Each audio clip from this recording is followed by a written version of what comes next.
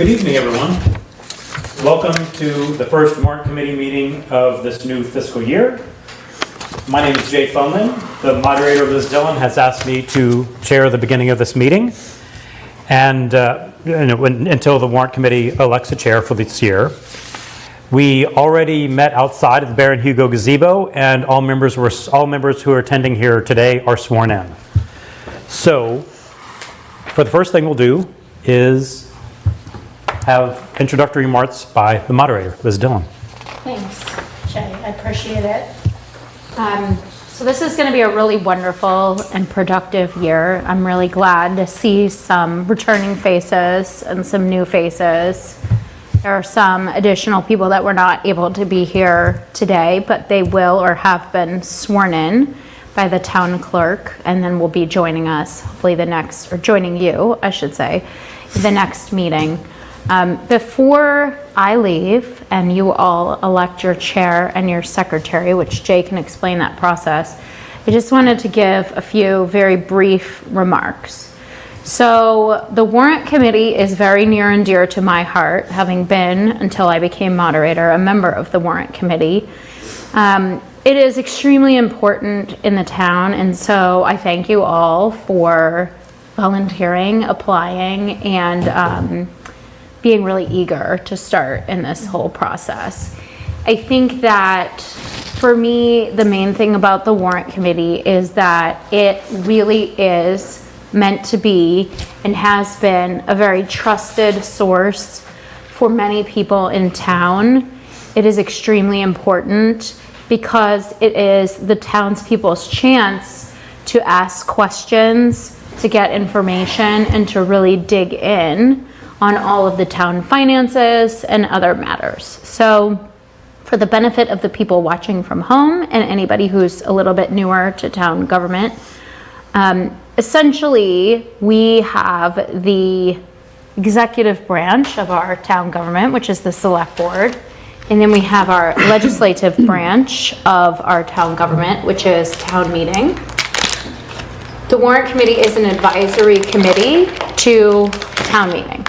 And so what the Warrant Committee votes in this room, or if there's another meeting in this room for some reason upstairs, but usually it's in this room, what the Warrant Committee votes is advisory and not binding. However, people in town meeting really look to the Warrant Committee kind of to give their perspective, because part of our town's bylaws and also in town meeting time talk about the fact that the Warrant Committee has the opportunity to call upon any employee or elected official of the town to provide information and answer questions about the articles that are in the warrant. So fundamentally, the Warrant Committee serves really two functions. So one of the functions that it serves is our financial committee.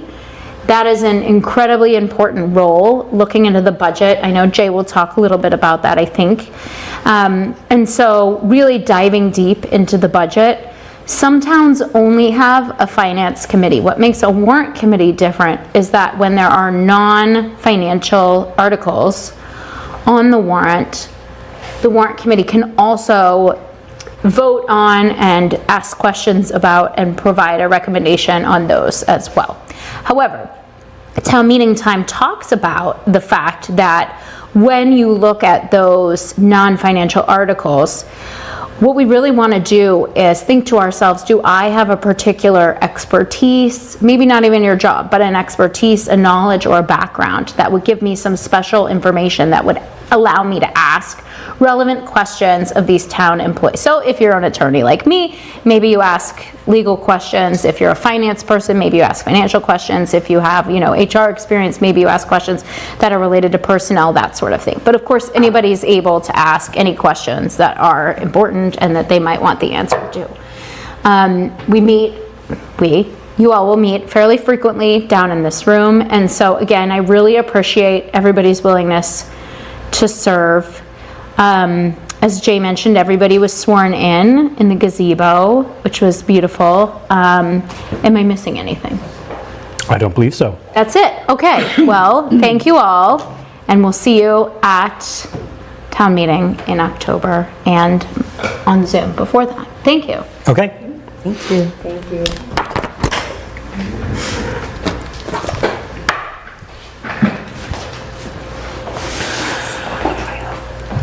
Okay. So our first task, our main tasks for this meeting are to elect a chair and a secretary. So for nominations for chair, I'll open up the floor for nominations for chair of the warrant committee for this year. I'll make a motion. Okay, go ahead. I'd like to make a motion to nominate Macy Lee for chair. All due respect, Okay. Jay, on that. I think that I was on the warrant committee last year, and I know the last couple of years, I think it's important to have an attorney as the chair. There's a lot of town bylaws that you go through. There's a lot of detail, legal detail. I think it's helpful to have an attorney as chair. I think it's also very important to be neutral. I think you have to go into it with non-biases, no agenda. I think the town of Milton has had serious polarization the last few years, and I don't think it's good. I don't think it's healthy. And I like the fact that I think Macy, this is a surprise, by the way. I didn't campaign for her or anything, but I spent the weekend thinking about this. And like who the best one would be. And I think that last year she was very non-biased. There wasn't like a side, like you didn't know. I did not always vote with her. We disagreed on a number of issues. And I think that's a good thing. I mean, I think that she took time to think about an issue, was very thoughtful in what she thought, and even when we disagreed, I thought she was very thoughtful in how she presented her arguments. And she had a lot of good questions, too. I think that, I think diversity is important. I think it's been well over a decade since there's been a woman chair. I don't even know that Milton's ever had a person of color as chair. And I think that the town's getting a lot more diverse, which is a good thing. It's healthy. And I think it'd be good to have some diversity on it. And I think that, and I looked her up on LinkedIn. Sorry about that. Stalking, I know. And an impressive resume. And I think it's important, but, I think that, management experience is helpful. And right now, I think she's like director on the board of Mass, Executive Office of Health and Human Services. She has, I think she told me once, she has 60 people that she oversees. And when you're in that department, you have to be very impartial, fair, and you have to be you have to have good judgment on what you do. And she has been promoted a number of times. She's been an attorney, I think, for 30-something years, and had a lot of promotions during that time. Managerial experience is important, and I think legal experience is important. And I think being impartial is also very important. And due respect to Jay, nothing personal, please. But I do think it's good, helpful. I'll just go through it. 4 points would be having an attorney is really helpful. It's not critical, but it's helpful. I think having somebody who's diverse, bringing diversity to the chair is helpful, and I don't think it's critical either, but it's helpful. It's good. I think being a centrist, being non-biased, centrist, you don't know how somebody's going to go on something is very important, and I think it's very important to the town of Milton right now. And I think that managerial experience is important too. And I think it's just crucial. So those are my thoughts this weekend. So that's my motion. Macy, do you accept the nomination? I do. I'm very humbled, honored by this surprise nomination. So thank you for the kind words, Brian. Yeah, I know. We didn't always agree. No, we don't. Which means you're not right all the time. I would have begged to differ to you too. I know, we did disagree on a bunch of stuff, but I don't know. It's good. Should I make a statement, or I'm not prepared? Sure. What, do you say anything? I think I want to open it up for any other nominations, and then the nominees can speak. I would like to nominate Jay Fundling for chair. Brian, I agree with everything you said about Macy. and also acknowledge that it's only Macy's second year on the committee, and it is now Jay's fourth year. And I think experience in this committee and as a town meeting member, as Jay is important. I think we could probably all agree there's no one that works harder and puts more time and effort into the Warrant Committee than Jay. He is always incredibly prepared and goes the distance to, he's at the library looking up files that aren't digitized because he's going back in the history of the town. And so like I said, I agree with everything you said, Brian, and I would love to see a female in this role. I'd love to see a minority in this role, and I think Macy would be great in another year maybe. But tonight I'm here to nominate Jay Fundling for chair. Is there a second? Second. Okay. Oh, did someone second Macy's nomination? Well, I took Macy's acceptance as a second. Okay. Are there any other nominations? Okay, so I think it's a good time to hear from each of the people who've been nominated. Macy, would you like to go first or second? Before we go there, one thing, I really hate this process because I went through it for the first time last year. For people that, I know there's some returning warrant committee members that were from past years. It's basically an impossible process for you. We just met for the first time, and you're being asked to vote for a chair that you don't really have any working experience on. And in many respects, I'm torn because I agree with everything that's being said. And I'm not really sure how I'm going to vote on this process, but I guess thinking back to where I was last year, I would encourage you to take the time to ask questions that you think are important for you to make this decision, not just listen to what both Jay and Macy are about to say, because I think they're both qualified to be great leaders. It's just a question of, I think boils down to working style at the end of the day. So I don't envy you for people that don't know Jay or Macy, but I don't believe I abstained last year. I will not this year either. Hopefully you'll just make a decision, and either way I think we're in good hands.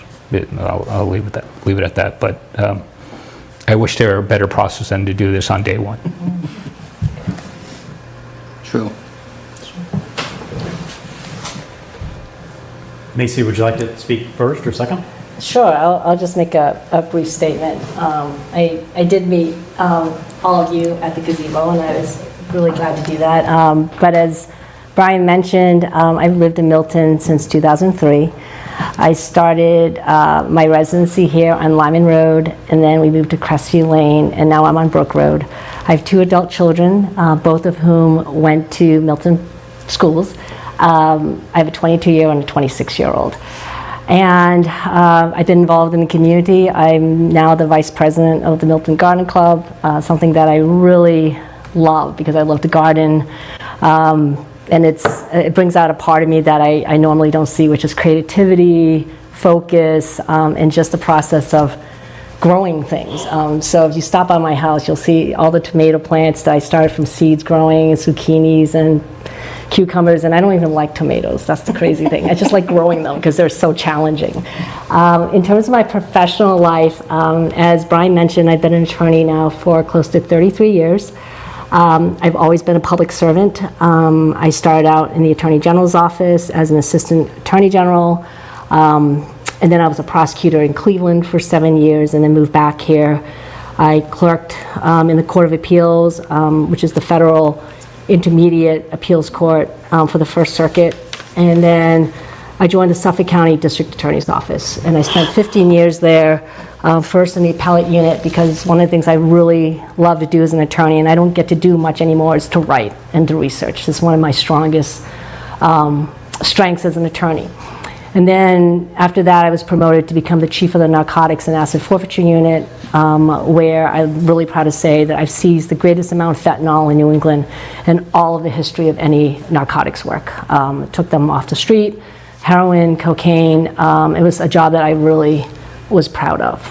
But then, it got kind of old, and I joined the Executive Office of Health and Human Services. I was the Deputy General Counsel and got promoted to the Director of the Adjudicatory Board for Mass Health. So I'm the director of, it's called the Board of Hearings. It's one of the largest adjudicatory boards in Massachusetts because we hear about 30,000 appeals a year. And that includes provider appeals, which hospitals appeal. We had a little discussion of that. And then member appeals that request fair hearings because of eligibility for whatever mass health action my office handles. So I oversee a staff of about 60 people. I'm well versed in running meetings. I'm very well versed with organizational and structural management. I have 4 deputies and various supervisors. Like I said, Brian's right, I supervise approximately 60 people, and I answer directly to the office, the Medicaid director for Mass Health. So if you decide to think that I'm the best fit to be chair of this very important committee for the town of Milton, I'm committed to being here. I was here with the exception of 2 weeks in January where I traveled with my family, but I will be here in person and do the work that's necessary. And I think most importantly, I will be fair, unbiased, impartial, which is a role that I'm very well versed in because as the director of the Board of Hearings, I need to do that. And I do conduct hearings when there are rehearings.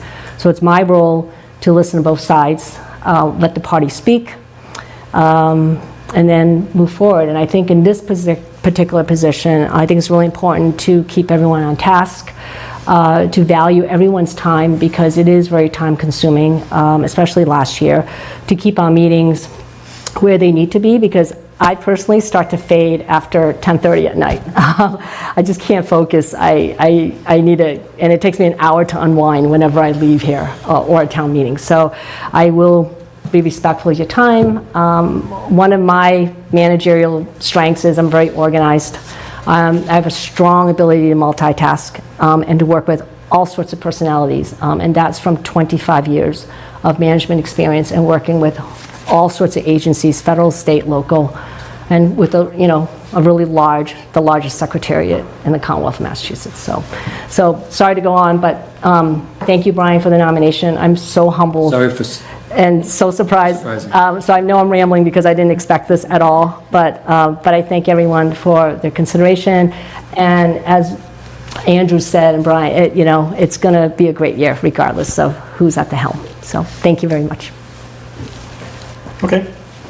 I'll speak a little bit. My name is Jay. It's my 4th year on the Warrant Committee. I've been on town meeting for a little over 10 years. My background is more financial. I was an actuary for 15 years, and now I work at Eversource. I do want to share a presentation of where I see what my vision is for the Warrant Committee this year. All right, so, come on. Slideshow.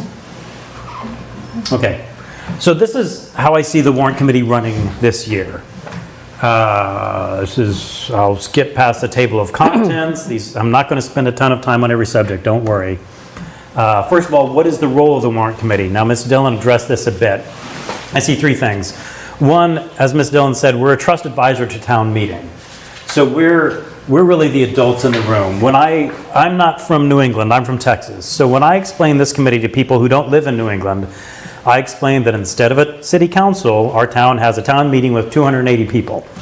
So because 280 people can't do the work that city council does, which is investigate issues, gather facts, we, the Warrant Committee, do that role for them, and we present our results to the larger body.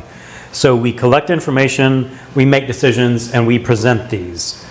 So that's how I see our goal. We're doing the work that town meeting can't do because they're too big and unwieldy. And when we make a recommendation to town meeting, it's not just what we recommend. We have to present our reasons why we recommend it. If there's a question, should the town of Milton favor chocolate ice cream or vanilla ice cream? We can get up there and tell town meeting, we think it should be vanilla.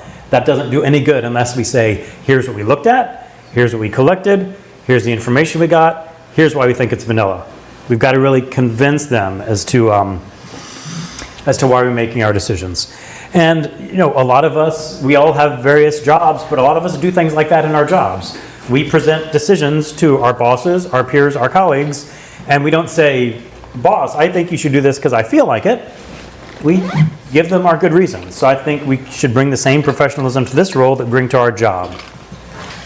What's next? We're also the finance committee of this town. So what does that mean? Well, if you compare it to the federal government, the town administrator is like the president. They prepare a budget and they present it to the legislative branch. So in this analogy, our role is we're like the House Ways and Means Committee.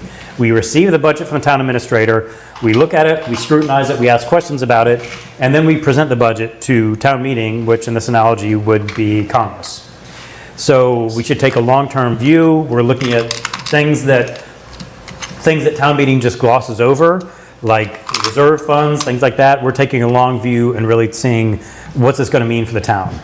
And we should also establish town financial policies, which I'll be talking more about that in a slide or two.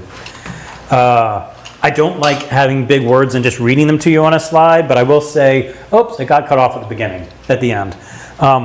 The Mass Department of Revenue looked at this town's government, and including the Warrant Committee, in 2013. Now, this was back when the Warrant Committee wrote the budget from scratch. And the Department of Revenue gave some guidance that I think still applies. We must be willing to step back from our global issues rather than minutia of working on individual department budgets. We should be looking at the whole town, financial policies at a high level. I think we can still benefit from those words. And the fourth one, as has been talked about in the past few minutes, we're non-political. But one way I see that as helping us is, and this may or may not come up this year, but we have a special role. We may be able to make decisions that elected boards and town employees can't. Elected boards have to face the voters, go for re-election. Town employees have to answer to their bosses. We don't have either of those. There might be some times when we can make decisions that they can't. All right. What is the time commitment? I talked to some of you before you signed up, and the question I got from everybody was, how much time will the Warrant Committee take? I'm going to have a goal to make the time more reasonable with a couple ways. One is a lot of our work is budget work. I want to front load that. I'll be talking in a few minutes about how I think we can get a lot of the groundwork for the budget done in the fall, and that way in the spring when we have to finalize the budget, we've already done a lot of the foundation. Now, the flip side of that is I think this will lead to less time sitting here in this room in meetings. It might mean more time for some of you subject matter experts going investigating. You're the subject matter expert in a certain department. We're going to ask you to go learn about that department, educate yourself about it, come back to us. So that would be time consuming, but hopefully it's more reasonable if it's time consuming when it's on your time. You can choose when to do it. And one other way I want to help this committee respect everybody's time is to keep conversations focused. You know, what is the decision in front of us? We have to make a decision and we have to outline the reasoning for that decision. Everything else we don't really need. One example I like to use is when the fire chief comes in. Fire chief comes in every year. And I know for me, I turn into a little kid. I want to hear the fire chief talk to me about fire trucks for an hour. That is fun. That's not necessarily the best use of this committee's time unless it's going to be directly relevant to the budget. So I want to sort of stay focused. And I think I don't have the magic solution for this. I'm going to be talking in a few minutes about how the whole committee should be setting policies early in the year to help us stay guided, to help us stay focused, help us decide what's relevant and what's not on conversations. What is the role of the chair if I want to be chair? One thing is keep us on task, what I just said. We have to have some room to explore. People are going to be going maybe outside the lines a little bit, but try to keep the discussions focused. I will say, I think the chair is 1/15 of the committee, no more, no less. I like making PowerPoint presentations. You can already tell this. I was a little torn. I was like, if I'm chair, can I still make PowerPoint presentations? In my view, I think it's allowable. And the reason I think it's allowable is because I'm equal to all of you. I trust that my opinion will not carry undue weight just because I'm sitting at a certain end of the table. If anyone on this committee is going to do what I recommend just because I'm sitting at this end of the table, you're on the wrong committee. I expect you to all be independent thinkers. I expect you all to be critical thinkers. If I share my opinion, no matter where I'm sitting in this room, I hope you'll take my opinion just the same as everybody else's on the committee. I also intend to abstain from most votes unless it's to break or create a tie. Again, that's so, because the chair will be up on town meeting presenting the results of the warrant committee and advocating for what the warrant committee voted for. If we're deciding between chocolate and vanilla, and I really like vanilla, and the warrant committee votes chocolate, I don't want to be on the record voting for vanilla, and then I'm going to have to be in front of town meeting advocating for chocolate. It wouldn't be the end of the world if I did vote that way. Either way, I'd advocate for what the warrant committee decides, but I just prefer to abstain from most votes. Okay, here I want to get into something that I think will be a little bit different than the previous years I've been on the committee. Previous years we've had subcommittees. Let me pass something around. Previous years we've had subcommittees of 2 or 3 or maybe even 4 people going into various town departments and investigating them. I think that was sort of unwieldy and led to inefficiencies in some way. I'd rather have individual subject matter experts. I'd like to pass around some sheets of paper showing what I think the subject matter experts, the ones that I think we'll need to fill. It looks like a long list. Don't be intimidated. A lot of these are not heavy lifts. But if we have one subject matter expert on each issue, they could go become the expert for that and then come back and report findings to the rest of the committee.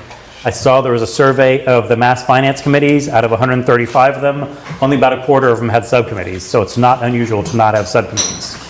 How would this subject matter expert thing work? Let's look at an example. Let's look at Bert. Let's say Bert is a member of the warrant committee. And Bert is a subject matter expert for the library. So Bert, in the fall, goes to talk to the library director, find out what their budget issues are. Because really, whatever their budget issues were last year and whatever their budget issues are now are probably going to be pretty darn similar to whatever their budget issues will be in the spring. So learn all you can about their budget, how they work, and what their budget needs are. And then in the late fall, early winter, I'm thinking maybe October, probably November, December, the warrant committee hear from, not from everybody, not from every 39 people on this list, but from the biggest ones. Come in and do a presentation. This is what's going on with the library. Here's what their needs are. Here's what they haven't gotten in previous years. For the smaller ones, I also would want to hear something from the subject matter experts, but it can just be something written. We don't need to hear you come in and talk about here's what the insurance budget is. So at that point, ideally, in the fall, we would have heard from subject matter experts about the major issues of the budget, and then in December, the departments submit their budget to Mr. Milano. In January, Mr. Milano compiles them all, submits the budget to us. Hopefully at that point, we have very few surprises. We already know what the budget issues are for all the department. We're ready to hit the ground running. Look at Mr. Milano's budget. Okay. Next. A summit. So I like the word summit better than retreat.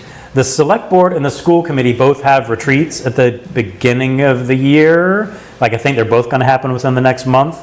And I like that. I want to do something similar. So they're long meetings. They're usually not televised.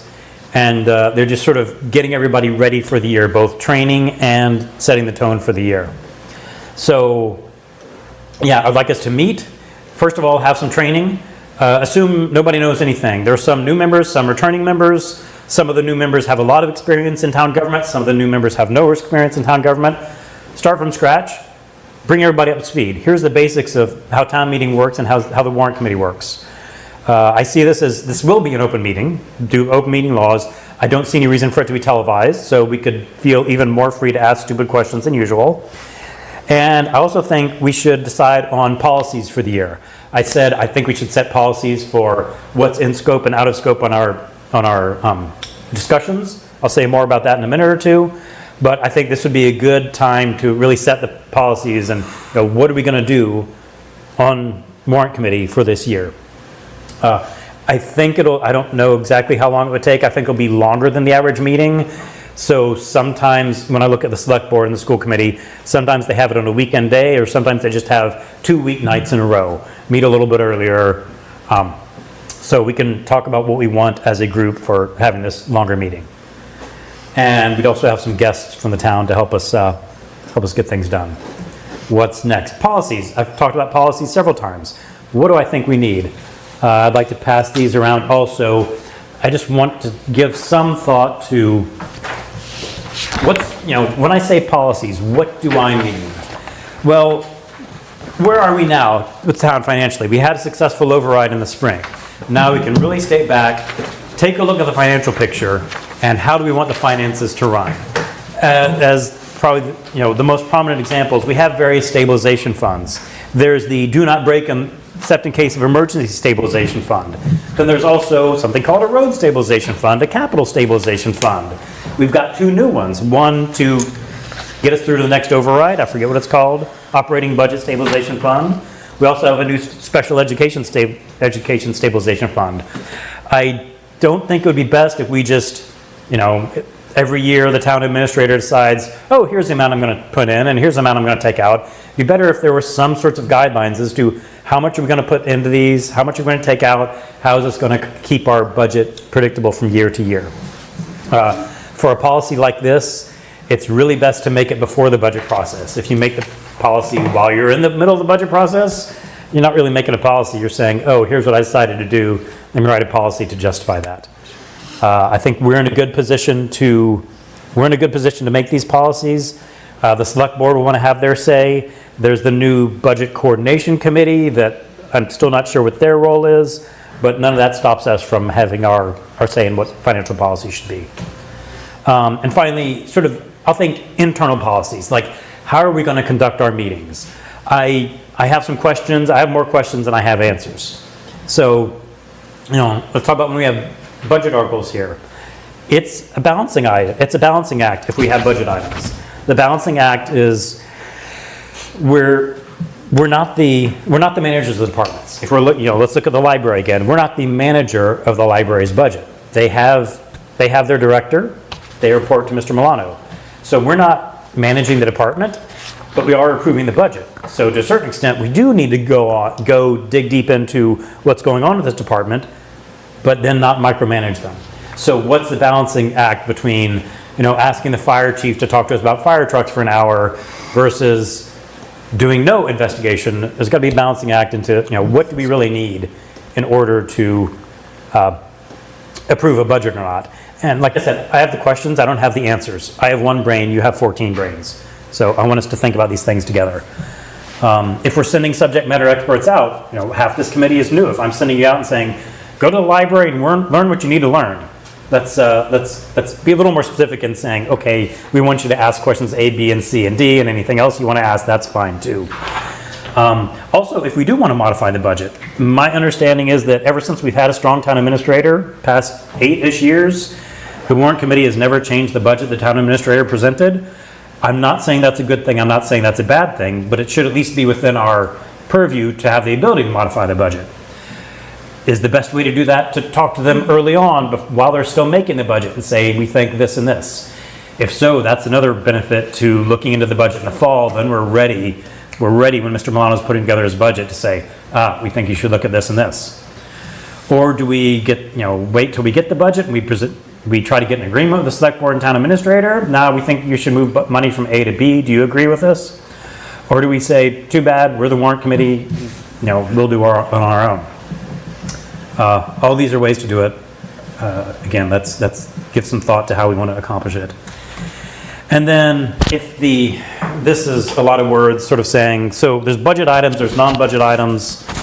This is a lot of words where I sort of say, for the non-budget items, how do we decide those? Do we decide them because we're 15 people and we have 15 opinions and we vote for our opinion?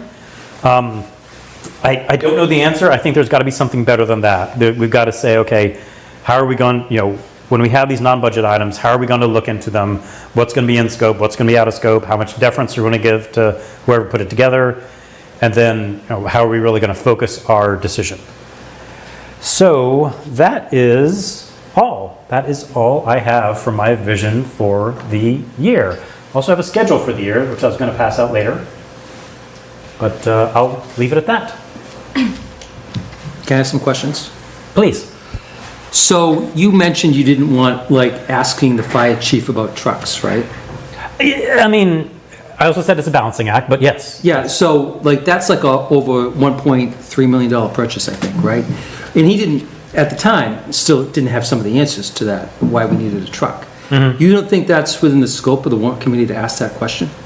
I think what I would really like to see is for have a fire department expert who goes and learns everything about the fire department, then comes back to us and says, here's what I think is really important. So hopefully it'd be filtered out at that point. I mean, it is a balancing act. So the expert comes in and he says, oh, we're gonna get a new fire truck. Can the warrant committee can still ask that person that question, like, why do you need a... Yeah, I guess I'm getting hung up where I shouldn't get hung up, which is fire truck is a capital expense. But yeah, I mean, we'll see how this. So what I'm imagining is that the expert would come back to us and say, the fire chief wanted a new truck, and here's why I think it's a good idea, or here's why I think it's not a good idea. And Mr. Milano's recommending a new truck, and here's why I think it's a good idea. Truck's probably a bad example again because it's capital. But let's say they want a new lieutenant. And the expert comes in and says, yeah, I think it's really, really important. They haven't gotten a new lieutenant in years. I think it's really important, and here's why. That way they've done the work. They're presenting it to us. And then we'll ask the expert questions. What did you look at? We should still be able to ask those questions. Yes. Yeah, Okay. just hopefully it's a little smoother. Yeah. You had more questions, but Andrew's got his go ahead. hand raised. I have questions for both Okay. of you guys. And when I think back to the past year, one of the things that, at least from the general business subcommittee work, and some of the other issues that we uncovered that I felt the town lacked, and I want to be careful how I say this, and it's not that the town doesn't plan. Okay. I don't think they have the equivalent of long-term strategic planning that a C-level executive might set, or a vision. And one of the things that is another question, and endemic of that problem, is the lack of reporting capability that we have out of our own financial systems, and the issues that we've had in terms of visibility from the school, from a budgeting standpoint. So the question I have is, what are your thoughts on this? And if you agree, what do you think we can do, or how far are you really willing to push the different parts of the town, whether it's the select board or the administrator or the individual departments, to ensure that we have the information that we need, as well as long-term planning and oversight to make sure that we're able to make the investments that we need in order to get that kind of visibility. And so I want to get sort of both of your thoughts on that, or if you think there are other priorities beyond this, because it's a personal pressure point for me. I've got some thoughts. Yeah, I mean, I can respond to that, Andrew. I liked the way we had subcommittees last year. And the reason being is that all of us here have other lives outside the warrant committee. Many of us have jobs, or we have family obligations. And I think to have just one person, let's say, focus on police would be really burdensome. That's number one. So I liked having a partner, and Liz Dillon was my partner, and I liked working with her, where we both met with the fire chief and the police chief. And we brought different perspectives together. So it wasn't just my perspective of what I thought the budgetary needs were for public safety. Liz contributed greatly to that, and the two of us were able to come up with, yeah, I think this is what we need. So I like the tag teaming thing, and I think by having not just an expert, because I wouldn't ever think that just because I met with someone or spent 6 months or a year with a particular part of town would make me an expert. I don't even consider myself an expert in Medicaid, and I've been working in that field for quite some time.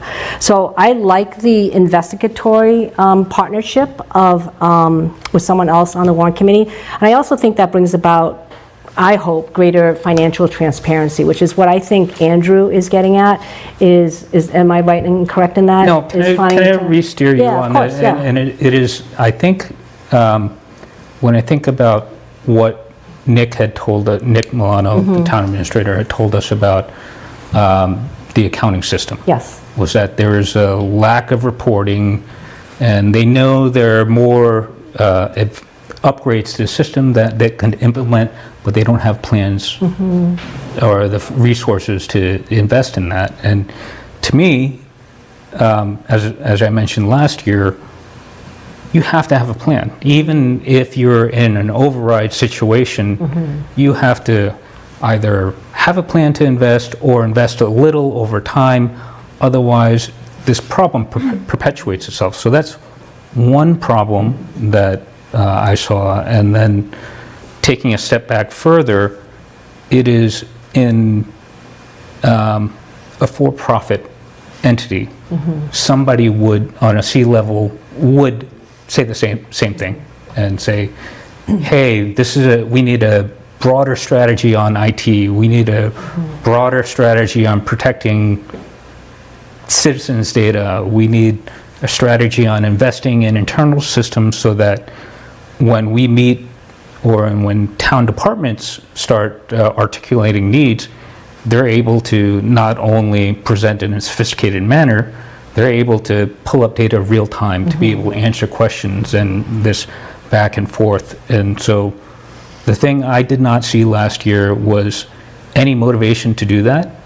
And I don't see in the town governance structure the ability to have that kind of leadership. And so the question I'm really asking is, how, if any way, do you intend to tackle that problem? Okay. I think can I just answer that really quick? I mean, having been a public sector employee for a long time, I think it's very difficult to do that. I mean, I think your analysis is coming from the private sector, where you have a corporation, you're for-profit, you have stakeholders, you have stockholders, you have various degrees of revenue. Whereas states and towns, I mean, right now we're facing enormous amounts of federal cuts across the board. Okay, that's number one. And we're nonprofit. I mean, government inherently is not for profit. That's number one. So you can't forecast the revenue you're going to bring in because you're so dependent on the state budget. Okay, the federal budget contributing to the state budget, which is not a lot right now, and then the state's funneling into town government, municipalities, and then there's taxes involved. There's a whole variety of factors where I think it's really difficult to forecast because we're not profit driven. You know, we're a municipality. I mean, the Commonwealth is not profit. I mean, you do the lottery is an aspect. Plus, of it. you want more again. Yeah. It's just, and it's really, I'm not talking about taxes, permits. I'm talking about the infrastructure we need to get the visibility and information we need as a town and as a warrant committee in order to make these decisions, because we're relatively speaking running on antiquated systems. So that to me, I don't know if the warrant committee can completely restructure and have such a, I mean, I wouldn't say a global issue, but a town-wide issue, and I'm not sure if that's the role. Yeah. Go ahead, I'll defer to Jay. I'll say, at first I thought you were talking in general, Right. but you are talking about specific. For us to make financial decisions, we need good reports from accounting. Yeah. I'm talking about two separate things. Okay. That and Yeah. So I would say, to a certain extent, to echo what Macy said, I would say we're not the executive of the town. I'm not trying to dodge responsibility, but the yeah. executives of the town are the town administrator and the select board. So they'd have a significant role to play in like long-term planning. Do we want the accounting group to have another software like that? Where there's some overlap is like that would be a capital expense. There's the capital committee, which I think has people who serve on it for even longer than the warrant committee, and they make a lot of decisions. Now we can we can come in with a heavy hand and when the budget is in front of us, say, no, capital committee, we're not going to spend $1 million on a fire truck. We're insisting you spend $1 million on a counting system. It's probably not the best way to go. So there's some overlap between you want the executive branch, I'll call it, to take the leadership. But maybe we could push them. I think a couple ways that we could do better this year, and again, whether you're talking about specifically accounting system or in general, things that I've seen frustrate me for the previous 3 years is, I think doing the work early, like laying a foundation in the fall, I think will help us because, every year we've met here in February and March and we've said, man, I really wish we were doing X instead of Y, but there's just no time to make those changes in the budget any responsible way. Like, maybe it's, I really wish we were spending $1 million on an accounting system. When we're in March and the warrant's going into print in 2 weeks, we can't make that happen. If we meet in November and, people come back, the subject matter experts come back and say, we could really benefit from a new accounting system, we can say, great, let's lay the foundation. Let's have our representative to the capital committee say that. Let's have, we should somehow communicate that to the select board that that's what we want. That, otherwise, I feel like we've been working on the budget too late every year I've been here. The other thing, which is a possibility, is this new committee, which is a budget interaction committee between the select board and the warrant committee and the school committee and I believe the planning board. The committee has not even formed yet, and I don't know exactly what it will do, but there's a possibility for that. For like we're saying, if we see we need a new accounting system, that's and also in general, like the long-term planning. This new committee they're talking about is supposed to be long-term financial planning. It doesn't even exist yet. So maybe we could guide it into something positive there. Okay. Thank you.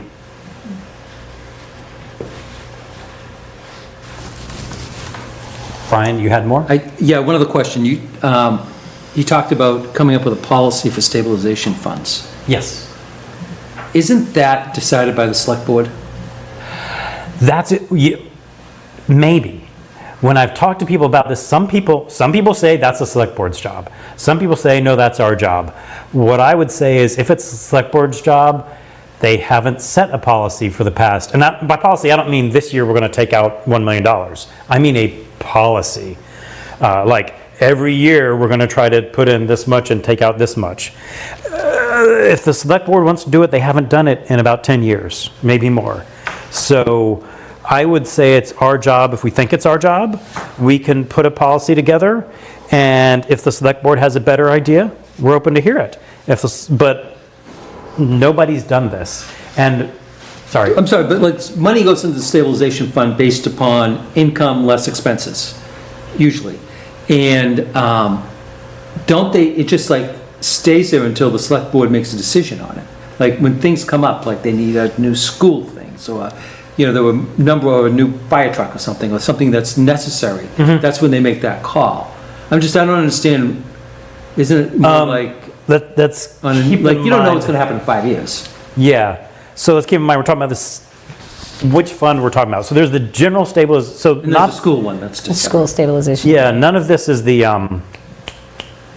the one that's under our control that we just approved $1 million from. None of that's this. There's the general stabilization fund, which is like do not break glass except in case of emergency. That I think we'll put some in every year, decide how much we should have in there. There's the new operating budget stabilization fund. The goal of that fund is to get us through to, if our expenses are going up 3.5% per year and our income's going up 2.5% per year, that's the cushion to get us through to the next 5 years before we need another override. And I don't want it just to be, Nick looks at it every year and decides how much we need to take out. There should be some formula of, okay, are we going to put more in? And if so, how do we take it out? Or even more specifically, there's a new special education stabilization fund, which has 0 in it. So maybe we could say, something along the lines of, every year when we have free cash, let's take the first $2 million and we use the first $2 million for capital, and after that, we'll split it among these funds, something like that. Well, a special education stabilization fund, how much should they take out? Well, we know that the schools every year could say we have expensive special education costs, so they could take out however much they want. It'd be much better to have a policy like, we expect special education costs to go up 4% a year. If they go up more than 4% per year, then that's the amount you can take out.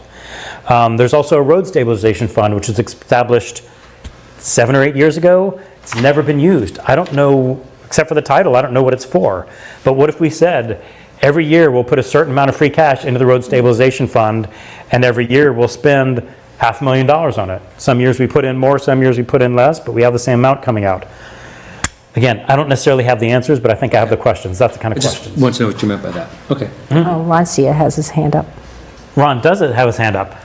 Ron, first, Ron, I do want to ask you, were you sworn in before this meeting? Not this year. I can't hear you, Ron. Oh, can you hear me? Yes. I have not been sworn in this year. Okay. You will not be able to vote tonight. But you're going to ask a question. Yeah, unless there's a general disagreement, I think it'd be perfectly fine for you to ask a question. Yeah, please go ahead. Sure.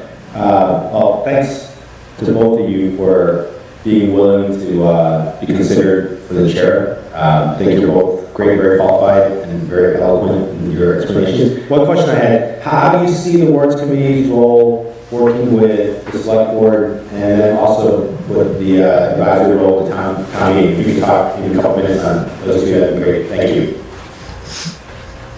Go ahead. Okay. As far as working with the select board, I certainly would like to set up weekly calls with the select board chair just to get a pulse of what's going on. I'd like to have them in here to explain their articles. One thing I'd like to see different, I don't want to throw shade, but we have in the past couple of years gotten some articles, the select board votes, yes, this should be on the warrant. And then they come to us and it's just not ready for prime time. It's just not even written correctly. So I'd like to sort of encourage them in a very polite way, take a pretty close look at these things that you're voting to put on the warrant. Even if we still have some more investigation to do, at least make sure that they're basically ready to go on the warrant. So that's one thing I'd say with the select board. And as far as with town meeting, I think in previous years, I've seen the warrant committee chair be the main person to speak to most articles on town meeting. And when a person from town meeting has a question, the warrant committee chair is the number one person to answer those questions. So I see it as, we make decisions, we make a recommendation, we should be prepared to explain that recommendation. How do we come to that decision? Why do we think it's the right decision? Not necessarily do a presentation on every article, but do a presentation on any article that is involved. And I think we should, since everything town meeting votes on, they're voting on our recommendation. They can amend it, they can change it, they can vote it down, but they're voting on our recommendation. So we should be a point person for explaining what we did to town meeting. That's all. All right. Thank you, Jay. Ron, to answer your question, very similar to Jay, I would have weekly calls with the select board and have a discussion about their articles. I think we all had the experience that a lot of the articles could have tightened up a bit, and I feel that that's my area of expertise when it comes to articles and reviewing legislation and any aspect of the law and what would hold muster in court. So I think I would be very beneficial if I were chair to work closely with the select board in doing so. I believe that I demonstrated the same way when the planning board came with their articles and had to send them back with a bunch of edits, areas that needed to tighten up. So I feel like that's my area of expertise. I also think that I would be able to represent the warrant committee professionally, directly, and succinctly at town meeting. And obviously I would gather all the recommendations and thoughts and contributions from the warrant committee and present them in a unified manner before town meeting. I've had the experience of doing that by arguing in a lot of cases in a lot of different level of appellate courts, and the ability to handle questions being asked and being able to answer them quickly and correctly.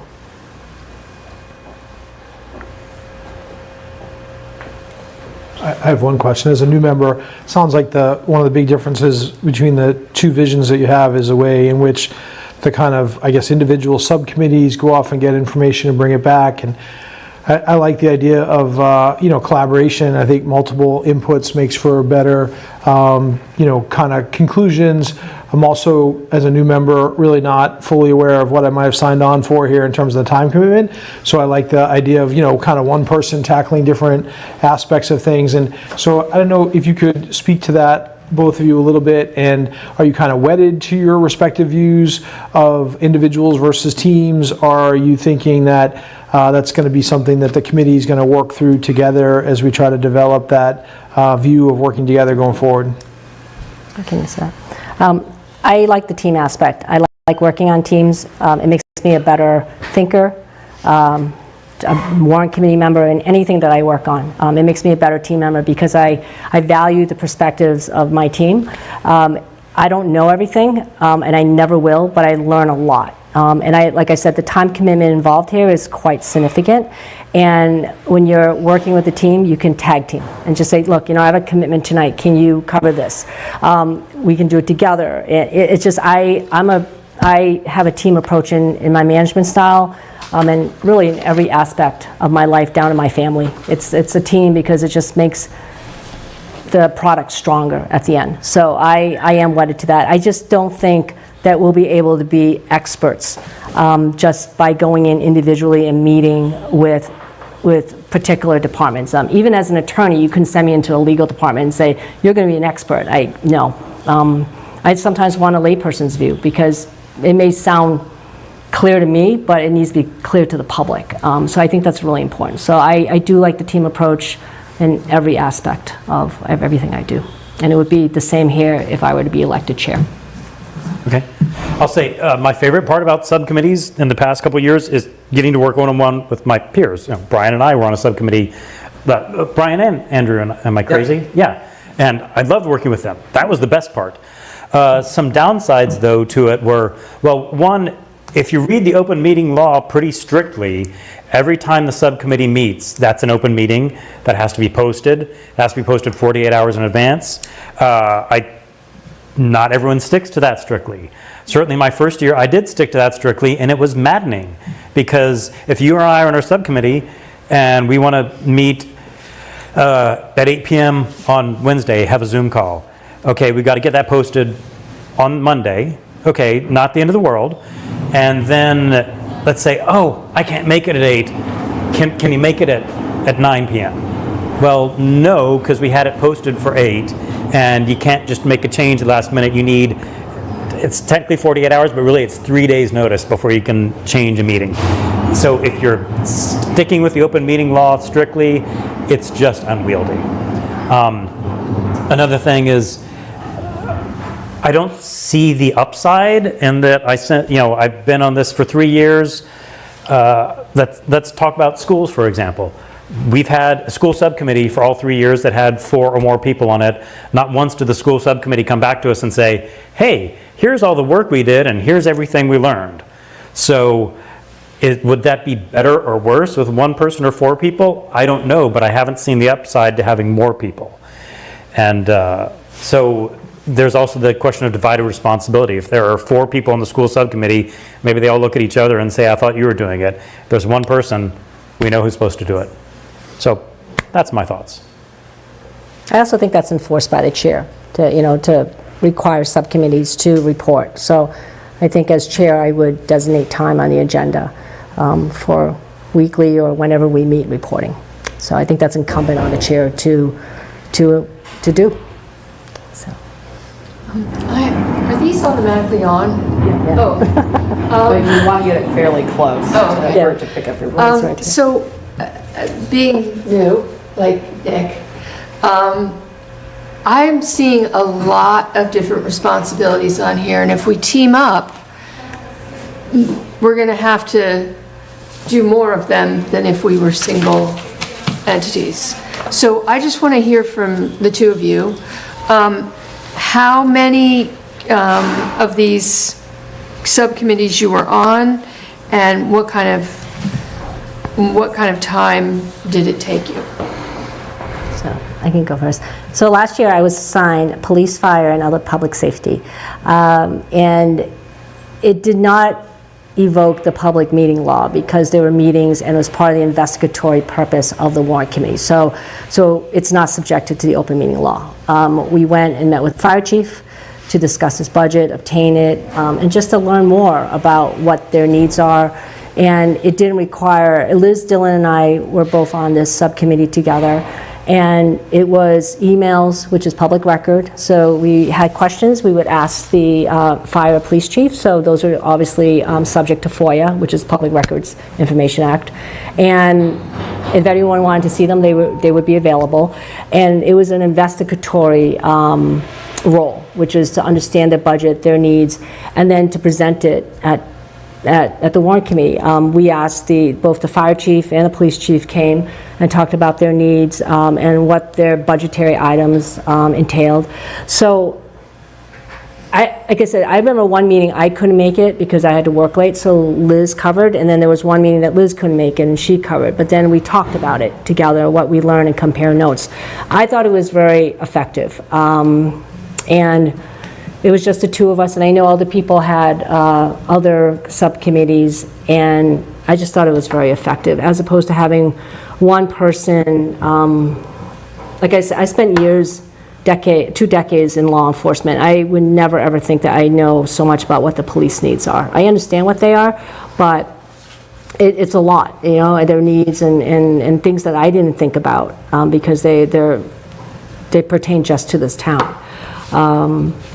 Like cameras, I knew we had cameras, but I didn't know there was certain software that was needed. So I learned a lot from that, and I like the team approach versus, like I said, the individual approach, and then professing that I'm an expert, which I would never qualify myself as in any area, not even in parenting, with 2 children who are now young adults. So not even close. Okay, your question was what I'd worked on. So for all 3 years, I worked on general government, which is sort of a catch-all. It includes most of the things that happen in town hall. It includes employee benefits, which is my professional background. It includes quite a few things that are broken out into different lines on this list. What was your question about how much time it took? I guess it sort of felt like it was as much time as we wanted to put in because nobody was going to ask anything of us. Like the property and casualty insurance, I had a lot of questions. Some of them I got answered, some I didn't, but the warrant committee never asked us, hey, tell us more about the property and casualty insurance line. So it sort of felt a little frustrating in that sense. Also, you say this is a long list, which it is. This list covers things that the warrant committee hasn't looked at in the past few years. Like the revenue side, all these revenue items, there was nobody on the warrant committee assigned to, hey, be the expert on the revenue item, to at least know what's going on with it, if not, push back and ask questions. Stabilization funds, nobody, some of them are new, but even those that weren't new, nobody looked into those. Yeah, so I've added things that I think could benefit bonds. We just accept what the town treasurer says. Okay, here are the bonds, here are the costs. We say, okay. I'd like somebody to be an expert on that. Whether it's an actionable item or not, I want somebody in the warrant committee to have a really good sense of what our bonds are. So this is a long list. It's longer than the things we've looked at before. A lot of them are easy. A lot of them are, what's the law budget? It's the same as last year. Okay, check, move on. But I wanted to make a thorough list. Gotcha, thanks. Yes? Can I just ask how you put this list together, Jay? Out of my head? Okay. I mean, the departments, it's everything that's on the departments are everything that's on the warrant every year, and then things like bonds and capital are on the warrant every year, insurance, and then I just started thinking, like, what have we not looked at in the past that we should? Okay, thanks. I'll just add, there are a lot more things on this than we added at. Jay's right. There's a lot more items on this than we had last year. Yeah, That's what was the difference. I guess I was just looking for an idea of how many different subcommittee responsibilities people on the warrant committee generally had. Because it would help me make my decision about the single person or working as part of a collective. Some of these things like insurance, unemployment, a lot of these things are like fixed costs. And it was like one group, like our group just went through it. It was like honestly, it was like a 2-hour in the afternoon, but 3 of us went through it, right? Like some But departments some, are like a huge. lot of these are very quick and easy. Yeah. And you can't do anything about it because they're fixed, School's huge. you know? IT is small. It's a big one. Yeah, IT is Relatively big. speaking. Well, like I said, the public safety aspect, it was great working with Liz because when she was unavailable, I could cover, and then we were able to trade notes, and if I had any follow-up questions, I would just email the fire or police chief to follow up, and she was on emails, so it really was a group effort, and I enjoyed that part. And again, I was new to the warrant committee, so it was great to meet Liz and just to have someone to get to know. So I like that part as a new person. And I think even just being here this year, again, I would feel the same way, to get to know someone new and work with someone new and get to know them. Because everyone brings something different to the table as a team. I'll give you my opinion. I do think teams work, and like that was probably one of the first things I did. When I got my MBA, that's one of the first things they taught us, like teams do come up with better decisions. They do a test, actually, but teams generally do come up with better decisions than individual people do.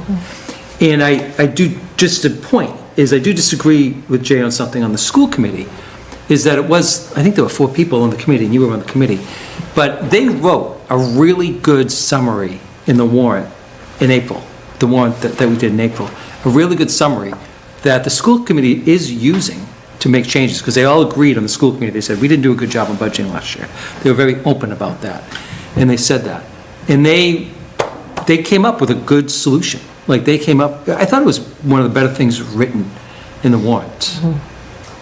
But I will say that to this day, I don't know if there were technically 4 or 5 of us on that committee, and we never actually got together and talked, and there was definitely sort of that like dispersion of responsibility thing, I felt like, especially because Lori was such an expert, she'd been there so long, she attended all the meetings that weren't even the meetings we needed to attend, so it was like, I can see the benefit of it, like if I just knew it was me, it was all on me.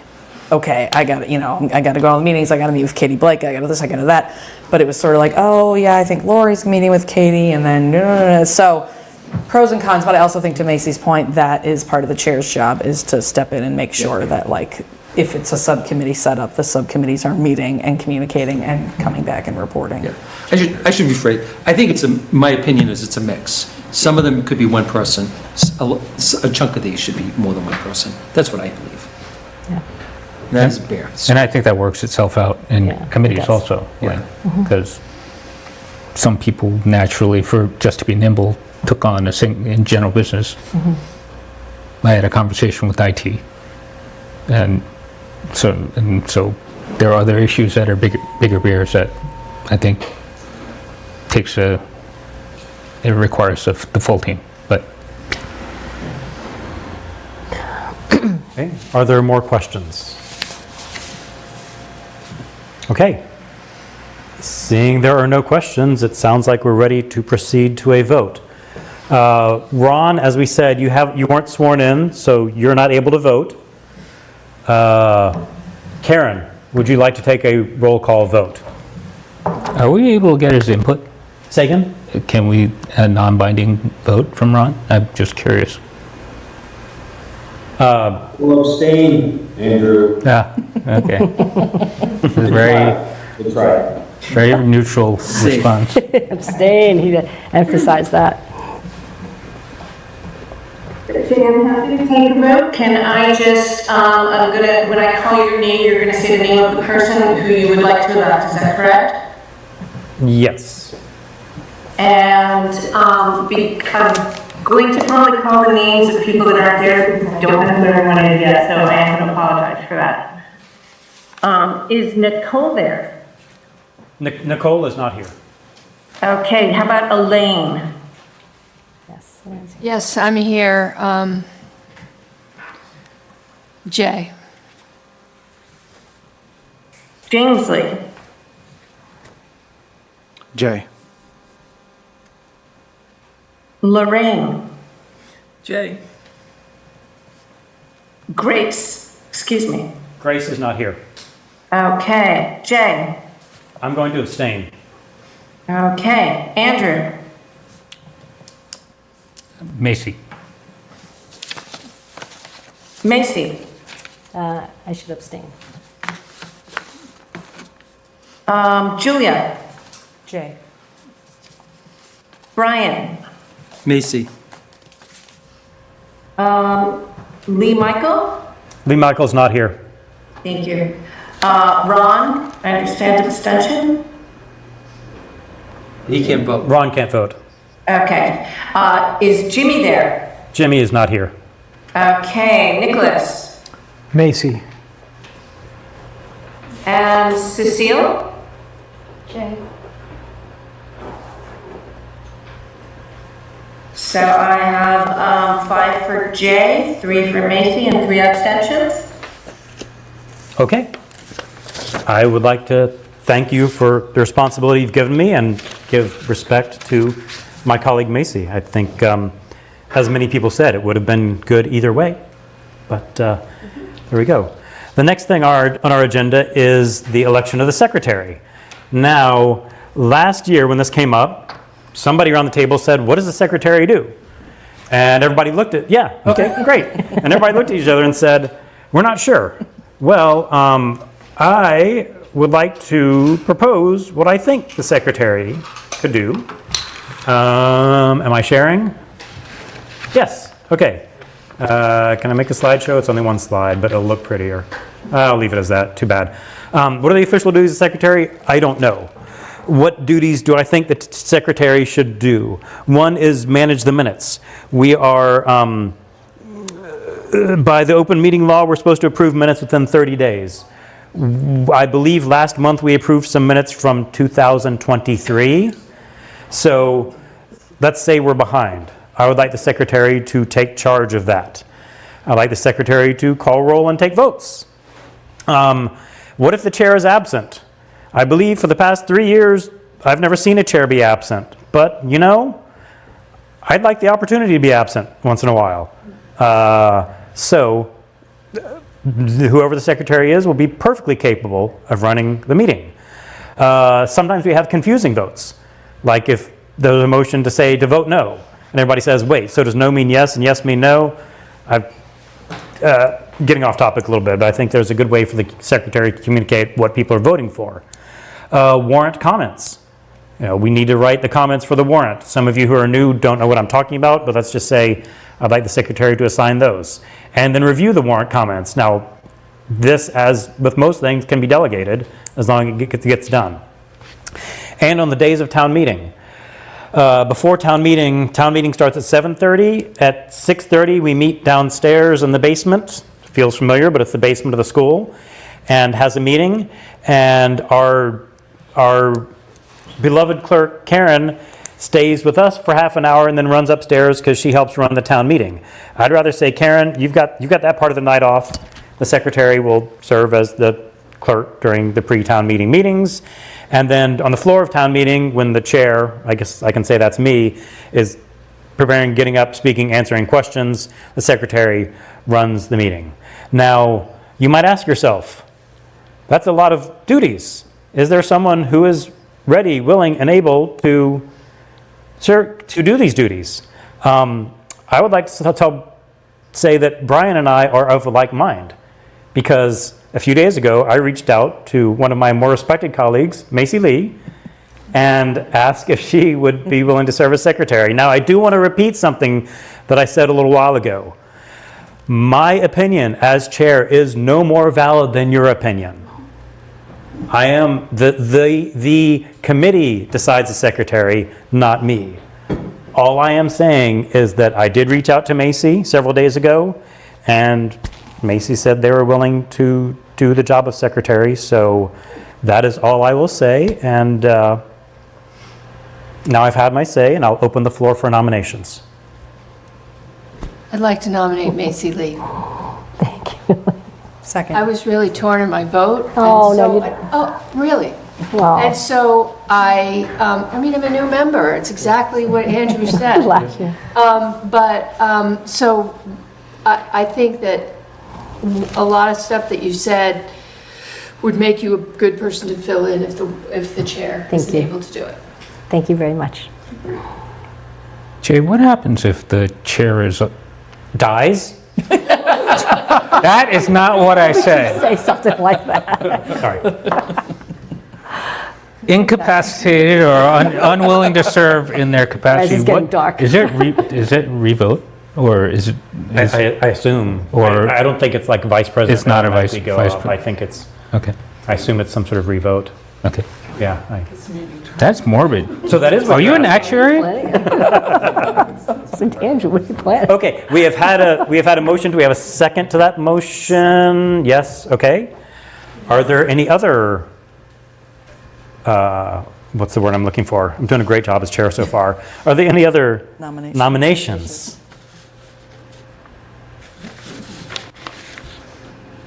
Okay, hearing no other nominations, Macy, you have the opportunity to speak. Don't do it. Everything that I said before, Don't do it. Don't do it. because it's If 9 you could o'clock. say it all again, that'd be great. No, I would. Ditto. Ditto, repeat. Want to read my speech? Yeah, go ahead, Brian. We should see. I'm humbled. Thank you, Elaine, Okay. and Jay, and Brian. Okay. So, sorry, were you going to say something? Okay. Karen, can you call for a vote? I guess the motion is for Macy to be secretary, so I guess it's a yes or no vote. Okay, Elaine, Yes. Kingsley, Yes. Lorraine, Yes. Jay, I will not abstain from this vote. I will vote yes. Andrew, Yes. Macy, Abstain. Julia, Yes. Brian, Yes. Nicholas, Yes. and Cecile. Yes. Unanimous approval. Okay, great. Congratulations. Thank you, everyone. Next on the agenda, discussion of this year's schedule and tasks. I want to talk about schedule. I want to hand out something regarding my thoughts on the schedule for the year. It starts with a story which may be true, may be false, but the internet seems to think it's true, or at least if it's not true, it's a good story. That's in 1911, there were two groups going to the South Pole. One from Norway, one from England. The one from Norway, good weather, bad weather, no matter what, they went 20 miles a day. They reached the South Pole first ones to ever make it, and they all survived. The ones from England, if it was good weather, they would go as far as they could. 40 miles, 60 miles a day if it was good weather. If it was bad weather, they hunkered down. They reached the South Pole second, and they all died.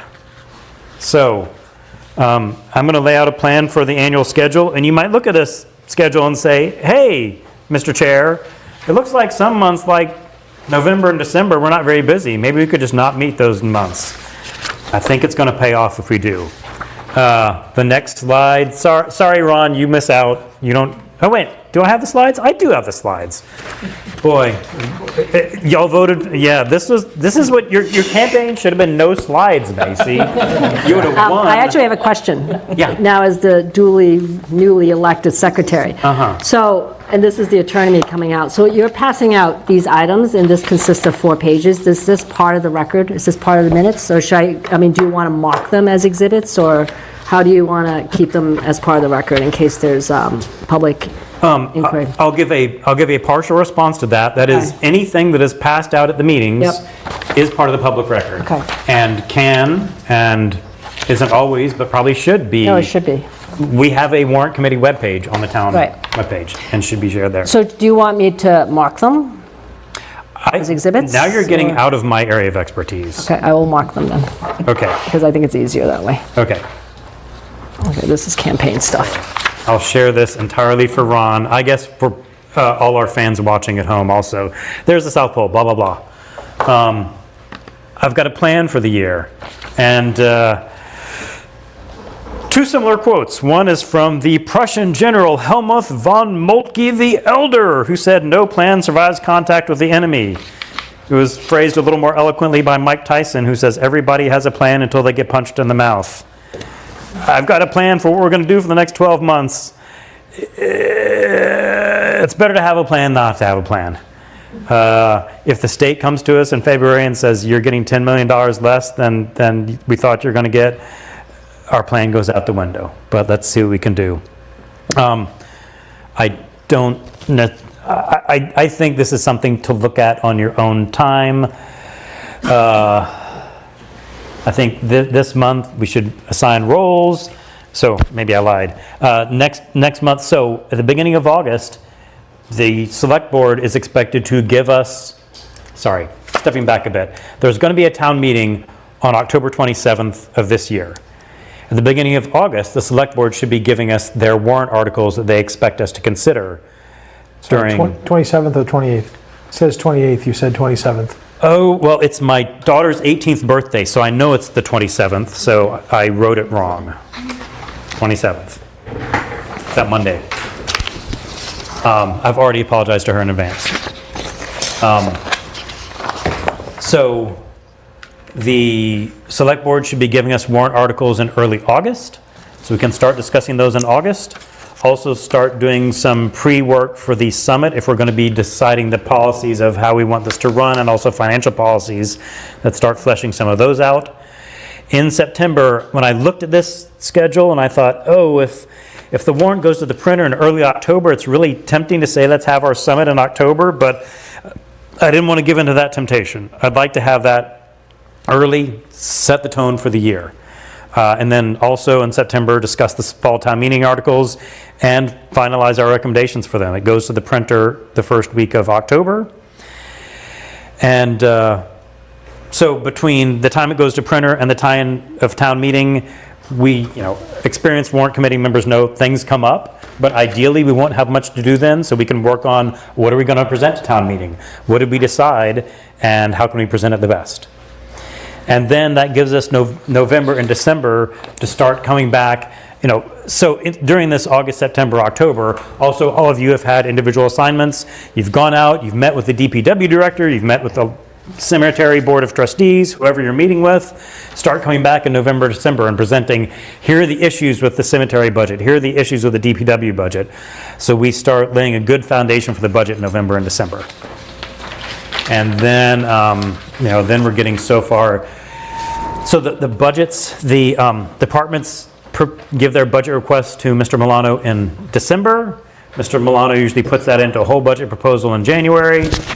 And that's when we'll be working with, that's when we'll be, at that point, we'll be doing warrant committee stuff. We'll be finalizing our recommendations on the budget and the non-budget articles for town meeting. So one other thing I want to say about schedule, or ask about schedule, meeting times. The past 3 years at least, we've met Monday evenings. It seems to be a good night. The select board meets on Tuesdays, the school committee meets on Wednesdays, the planning board meets on Thursdays. Most of these are every other week, so we're not necessarily precluded from meeting another day. But I just assume stick with Monday unless there's a general outcry for another day. So it can be a general outcry right now. You can contact me later. Either way. Otherwise, we're going to stick with Monday.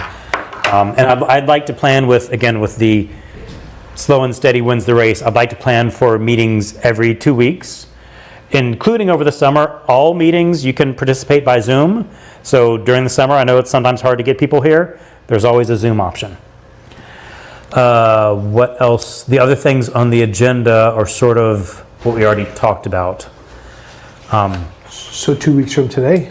2 weeks from today. Yes. Can I ask a question on your schedule? Sure. So on the 2026 side, is this schedule implying there's going to be another town meeting before May like there was this year?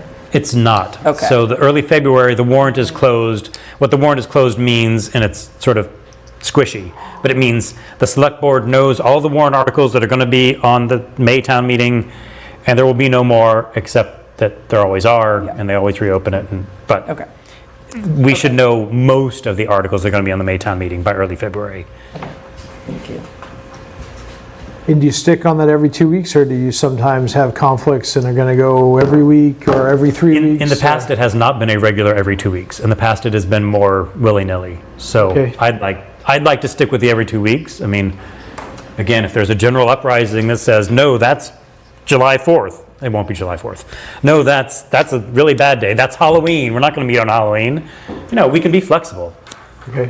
We can certainly be flexible, but I'd like I'm just to. thinking about putting it in my calendar and how locked in I can make it. Well, as we get closer, I mean, we've had 3 meetings in Oh, a yeah. week. No, yeah, that's fine. Town meeting, yeah. More. Oh, yeah. And that's what, again, no plan survives contact with the enemy. I'm hoping to not do that. I'm hoping we can do enough in the fall to be in really good shape in the spring.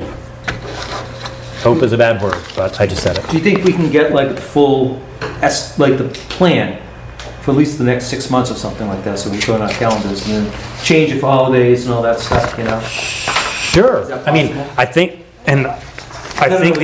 think the answer is every 2 weeks. I mean, I sort of laid out, Yeah, you gonna do the holidays too? well, okay, I'll put something better together. That's what I mean. Yeah, You know, like, yeah, set a okay. plan. Yeah, I'm not saying, yeah, okay. just so we can throw it in the calendar. I'll stop sharing my screen. So the next meeting is going to be July 28th? Yes. Okay, okay. The next thing on the agenda, and I sent an email out to partially explain what this is about. Interim appointments to the Milton Budget Coordination Committee. 2 questions you might have. 1, what's the Milton Budget Coordination Committee? And 2, why interim? Budget Coordination Committee, I mentioned earlier, that's the brand new committee between the Select Board, School Committee, Planning Board, and us. And it's to do multiple things. 1 is to open lines of communication between the boards. The Select Board really said, we want to talk to the School Committee back and forth officially. So that's one thing. And also to do long-term budget planning. And also, I think we'll just sort of see where it goes. Now, the Select Board and the Planning Board have already selected their representatives, and the School Committee will do so soon. So I don't want to delay in choosing a presence from the Warrant Committee to be on there. I also recognize this is our first meeting. Maybe it's a little knee-jerk reaction to elect people. That's why I said in the agenda, interim appointments. I didn't know if we'd be ready to choose permanent representatives, and at this point, that's what's on the agenda, so that's what we should do. Andrew, yes? I'd like to nominate the 2 newly elected folks to be interim representatives. Okay, Say that again? I'd like to nominate the 2 newly elected Okay. leaders as can interim, I, or unless anybody else is, You want to do a motion to nominate first? And then open up unless the you nominations? would like I think to. you'd be great on it.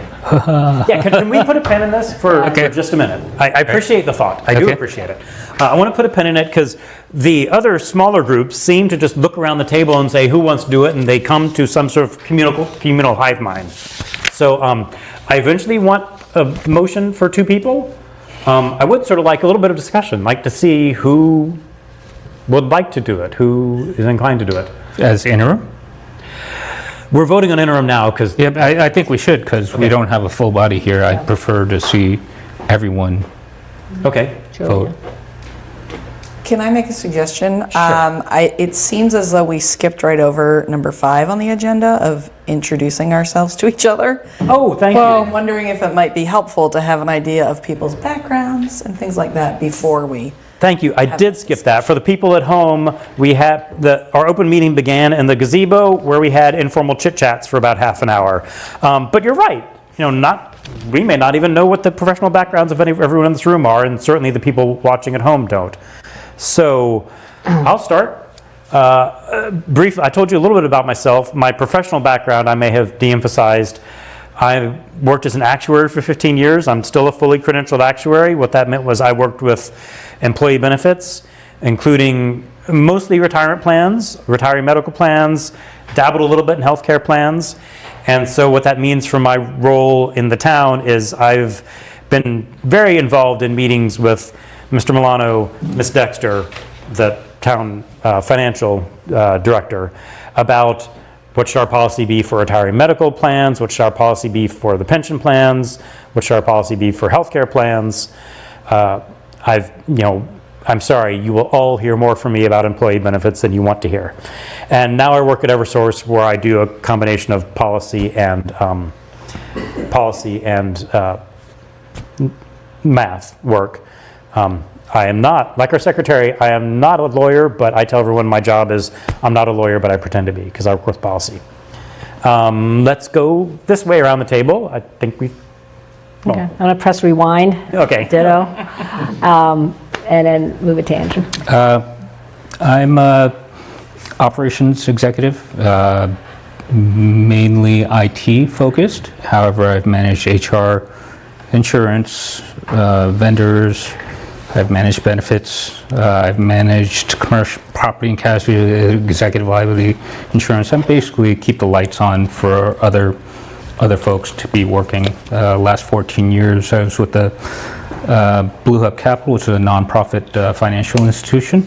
Currently serving as a technology advisory board member for Pershing Ventures. And most of my work is basically spent on business process optimization, innovation, and business transformation work. Thanks. Brian McGuire. I've lived in Milton for 42 years. 40 years actually. I've lived in East Milton for 30 of those. I retired a year and a half ago upon my company being sold. I was vice president of operations for what was fifth largest beer distributor in the country, and we had up to 21 divisions. I worked 30 years. I don't know. I kind of lost my train of thought. I am going to put in for the budget committee. I think I would be good on it. I want to talk to you about why, but I don't need to do it right now in the introductions. So, anyone? Lorraine D. This is my third time on the Warrant Committee. Different committees each time I was on it. I've lived in Milton for 30 years. My background is clinically as a physical therapist, which I did a number of years. And then I went on to different levels of management in healthcare and IT healthcare. And I'm currently an administrator for a health center, Mass General Brigham Health Center, where I have policies, budgets, a lot of people under my name, day-to-day stuff, pretty much committees, a whole bunch of different things. So. My name is James Lee. For the past 20 years, I've worked in IT service management. Basically, the responsibilities have gone from day-to-day desktop support all the way through to managing transitions from on-premise to cloud infrastructure. That's been my 9 to 5 day-to-day. I'm also a real estate investor, gone pretty much nationwide at this point. So look, I'm also a landlord, which is not as fun as being a real estate investor. So, so I kind of do the handyman stuff and just to kind of make sure I understand and what the costs are and how to do all the different work that I do. For this, I've been in town for about 12 years now, and so I've been poking and saying I participate a little bit more in town functions, and then now getting serious about it, and so that's why I'm here. I'm Cecilia Yang. I'm pretty new to town. I've been here 3 years now. I am a software engineer. I've been a software engineer for 9 years, and before that I was a student. I have been interested in local, like town government. I became a citizen like fairly recently, like 3 years ago. So I'm just like trying to jump in now that I can vote and I can be involved. Excited to work with you all. I'm Elaine Craighead. I have been a town meeting member for about 15 years now.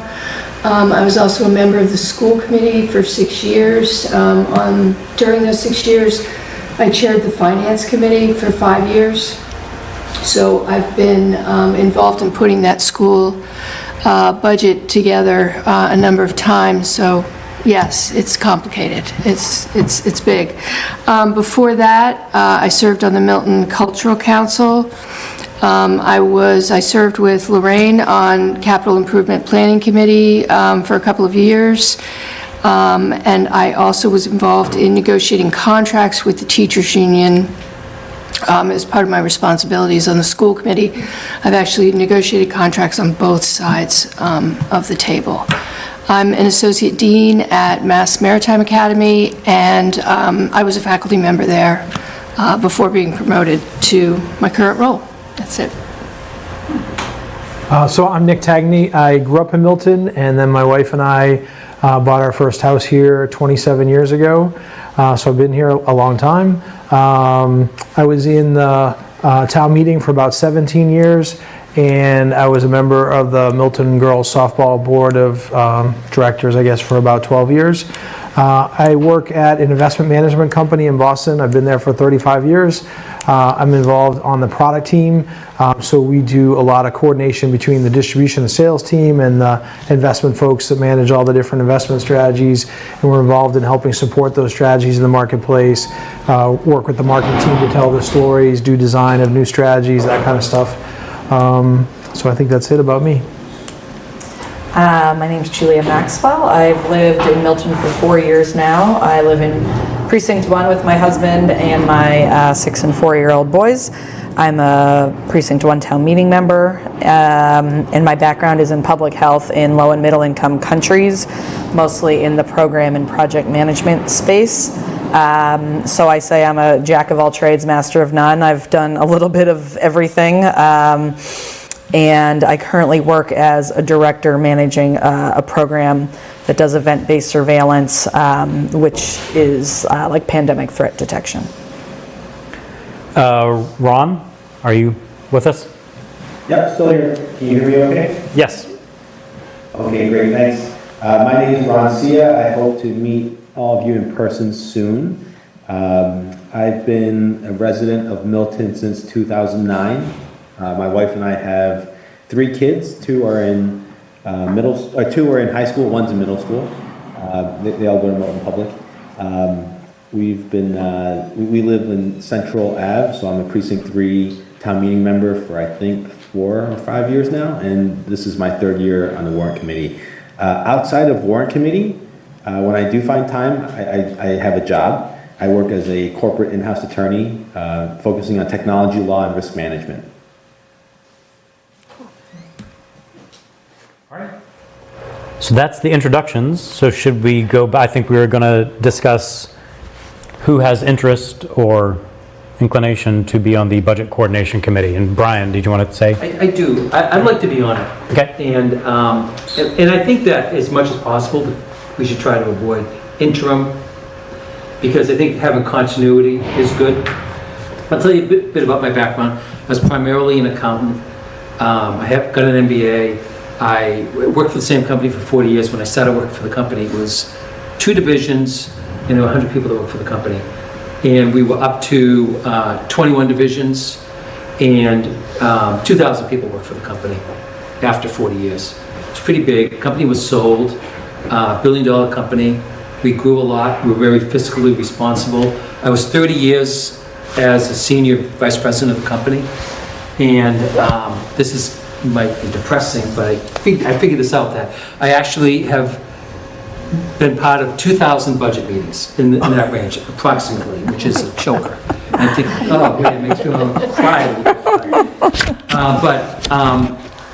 So I've crunched a lot of numbers. I've looked at a lot of financial statements.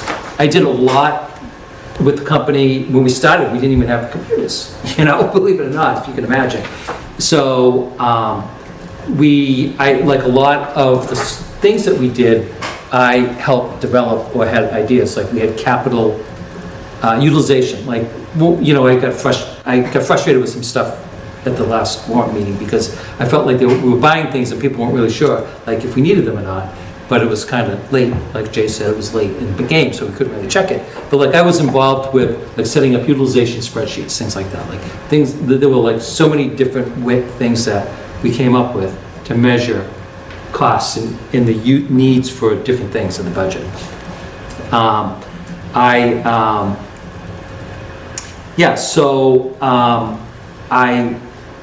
could tell you a lot of different things I did, but capital expenditures, budgeting, hiring, development of managers. I negotiated union contracts. I had, in the last few years, there's some major changes we made, like I set up some warehouse management systems that saved the company like $2 million a year, which was huge. I established a sustainability committee for the company, which I think which is big. That'd be something that I really think this town should do.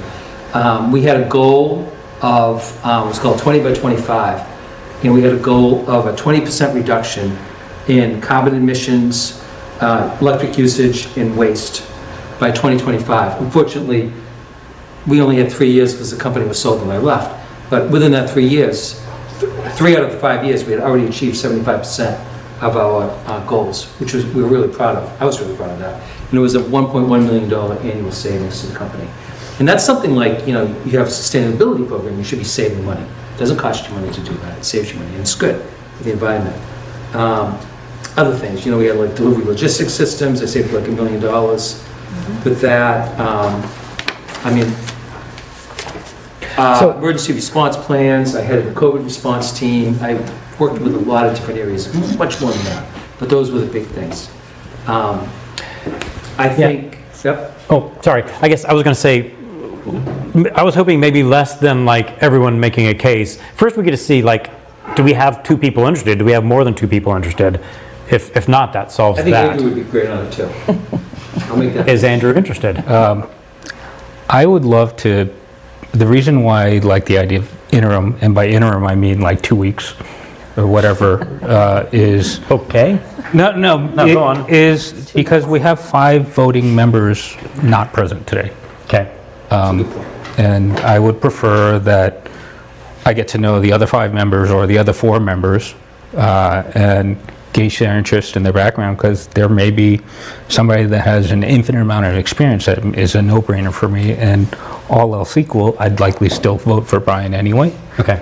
But I think it would be appropriate to have the full body here before we make a vote on this, which is why the expeditious answer for me had been you two, but Brian has an interest, and I think would be a fine candidate also. So there's, I think, there are many ways to skin this cat. But Can I make a motion to table this until the next meeting, the next time we meet? Well, the reason I wanted to do something quick and something interim, I didn't love doing interim either, is because I don't know when this group is going to meet first, and I want us to have a presence there. And when this group starts we can meeting. vote again at the next meeting. I just, per Jay's comment, I think it would be good to have a pin in it before then, and like I'll nominate Brian as one of those 2. Okay. So I support what Andrew said, mainly because I'm gone for 2 weeks. So I'm not going to even be here for the 28th. So unfortunately, I'm going to have to miss that meeting. But I do think it's important to have a presence at this committee as soon as possible, so that we can get our feet wet and be able to report back to the Warrant Committee. So thank you for the nomination, but I'm going to excuse myself from it. And if I can make a motion to nominate someone, do you want to do that for interim? And then do that again later, could do it permanent vote later on? I don't hear anyone else clamoring to speak up for themselves, so sure, Macy. So I'm going to do a motion to recuse myself of Andrew's nomination as one of the interim members of this committee.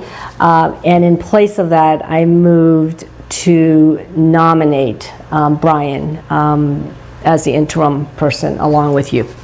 Okay. So your motion is that myself and Brian would be the interim members? Yes. Thank you. Is there a second? Second. Okay. Let's go with what's working for now. So for now, Karen, can you call the roll? So it's a yes or no on Macy's motion for me and Brian to be the interim members. Okay, Elaine, Yes. Jinsley, Yes. Lorraine, Yes. Jay, Abstain. Andrew, Yes. Macy, Yes. Julia, Yes. Brian. Abstain? Then we go to Nicholas Yes. and Cecile. Yes. Okay. Motion carries. Great. The only thing left on our agenda was discussion of minutes. Before we get to that, I'd like to give a heads up of what I see for our next meeting 2 weeks from now. A couple things. One administrative thing. One of our members, who is not here right now, Jimmy Sternaris, I'm going to mess that up. There was an administrative difficulty. There was an administrative problem with getting him appointed to the warrant committee. That administrative difficulty has been cleared up. He is willing and able to serve now, but because he wasn't nominated by the 5th of July, technically we don't have 15 members, we have 14 members and an empty spot. When we have an empty spot, the process is not for the moderator to fill it, but for us as a group to fill it. So it wasn't on the agenda for us to discuss who should fill that, but that'll be something that we take up, I think, immediately upon the next meeting. First thing next meeting is to fill that spot. I think also the next meeting we want to discuss the roles. You know, I surprised you with this list today. It looks overwhelming. I'll sort of be poking, I'll be poking you in the next 2 weeks. Think about what you'd like to work on, what you wouldn't like to work on. I think we can have an open discussion of, what's the Board of Health? What is that? And we can help get towards figuring out who will do what role. Also the summit, the timing of the summit, we can have a discussion. Do we like the idea of a weekend day? That sounds, the more I say it, that sounds horrible. But maybe that's what we like, or like 2 weeknights in a row, something like that. And also, as a reminder, the next meeting we have is the last meeting we will have before we get warrant articles from the select board. So that's why I want to clear up some of this administrative internal stuff, because then we'll be running with warrant articles from the select board after that.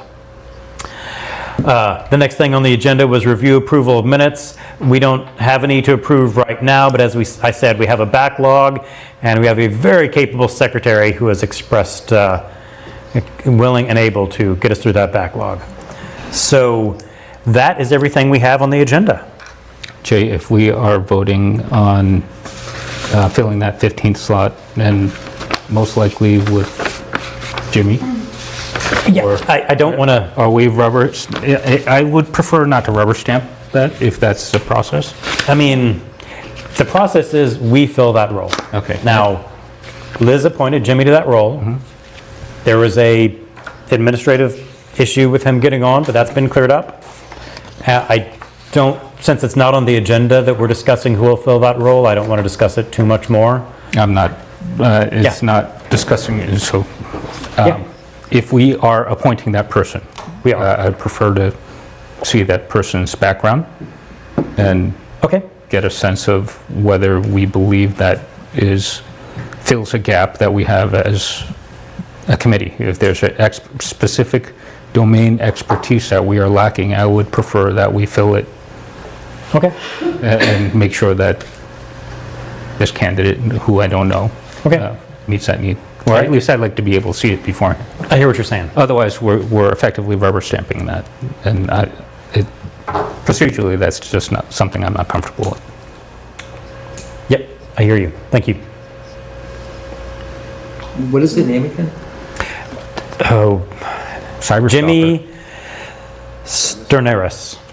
How do you spell that, Jay? It's on the website. I can spell it a lot easier than I can. Sorry, I asked him how to pronounce it, and I'm just, It's on the website because he's listed as a member on the website because. Oh, okay. Snafu.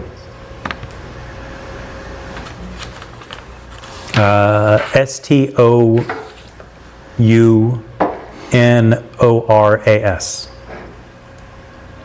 Stenoris? Mm-hmm.